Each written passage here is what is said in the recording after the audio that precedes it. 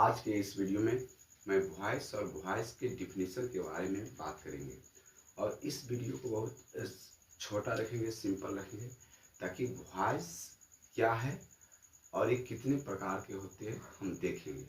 तो आइए देखते हैं। हम वॉइस का डिफिनीशन पहले से लिख रखा है, आप इसको थोड़ा सा हम समझाते हैं क्या होता है वॉइस। देखिए, तो वॉइस हिंदी में एक्चुअली इसको हम लोग वाच्य कहते हैं। तो वॉइस का डिफिनीशन क्या है? Voice is a form of verb. Voice is a form of verb, यानी वॉइस वर्ब का, क्रिया का एक रूप होता है। यानी वॉइस क्या है? तो वॉइस कुछ नहीं है, बस वॉइस पढ़ने का मतलब हम लोग वर्ब को पढ़ रहे हैं। तो वॉइस क्या है? एक क्रिया का एक रूप है, फॉर्म ऑफ वर्ब। व्हिच, जो, टेल्स अस, जो हमें बताता है। यानी वॉइस क्रिया का एक रूप होता है जो हमें बताता है। वेदर, वेदर का मतलब या, जो हमें बताता है, क्या बताता है? सब्जेक्ट डज समथिंग और something is done to the subject. तो कंजंक्शन में आज आगे हम लोग पढ़ेंगे कंजंक्शन चैप्टर में, तो वेदर के साथ और का प्रयोग होता है। तो यहाँ पर देखिए और आया है, तो ये कंजंक्शन का पार्ट है लेकिन यहाँ यूज हुआ है। अभी हम लोग डिफिनेशन देख रहे हैं वॉइस का। तो voice is a form of verb which tells us whether subject does something. Main part यही है, वेदर सब्जेक्ट डज समथिंग।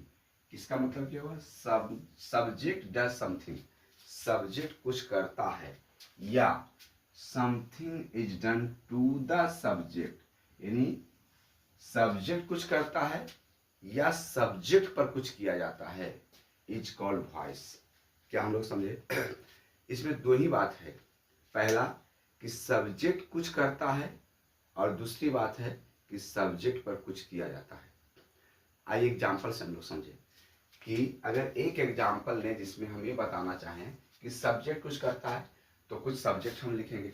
जैसे हम सब्जेक्ट लिख देंगे ही, हम बोलना चाहते हैं ही प्लेज क्रिकेट, वह क्रिकेट खेलता है। तो ही क्या हुआ? सब्जेक्ट, और सब्जेक्ट कुछ कर रहा है, क्या कर रहा है? खेलने का काम कर रहा है। ये MV5 है, मेन वर्ब का फिफ्थ फॉर्म। और यहाँ पर सब्जेक्ट, ऑब्जेक्ट क्या है? क्रिकेट। यहाँ पर सब्जेक्ट कुछ करने का काम कर रहा है, तो ये हो गया सब्जेक्ट। तो यही हम देख लेते हैं, सब्जेक्ट डज समथिंग। यहाँ सब्जेक्ट कुछ कर रहा है, लेकिन अगला पॉइंट बोलता है, वॉइस का जो दूसरा पार्ट होता है उसमें ये बताया जा रहा है कि something is done to the subject. या तो सब्जेक्ट कुछ करेगा, जिसका एग्जाम्पल हम ले लिए।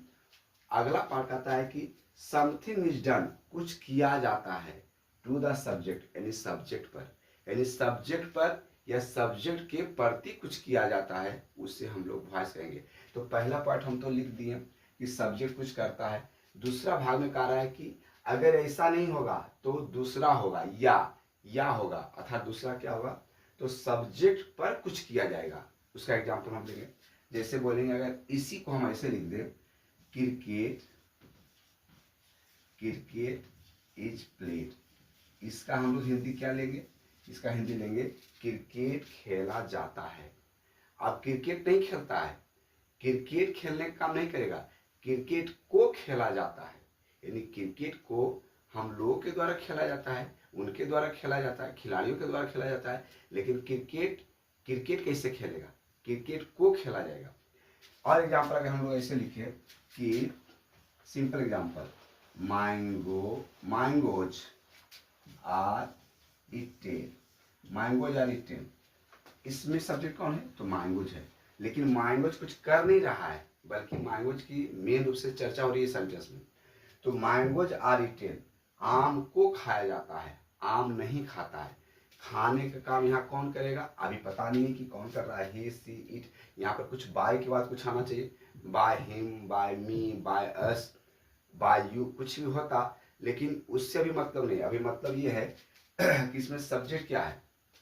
सब्जेक्ट मैंगोज है, लेकिन सब्जेक्ट पर something is done to the subject, यानी सब्जेक्ट पर कुछ किया जाता है, सब्जेक्ट कुछ नहीं करता है।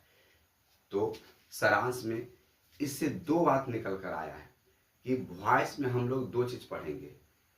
एक में सब्जेक्ट कुछ करेगा, जिससे हम लोग एक्टिव वॉइस कहेंगे, और एक में सब्जेक्ट पर कुछ किया जाएगा, जिसको हम लोग पैसिव वॉइस कहेंगे। तो यहाँ से निकल कर आता है वॉइस का काइंड, यानी हम कह सकते हैं काइंड ऑफ वॉइस।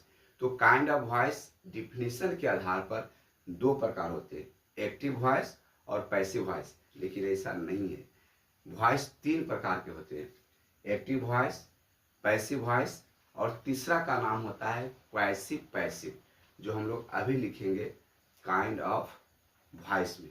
तो आइए देखते हैं काइंड ऑफ वॉइस।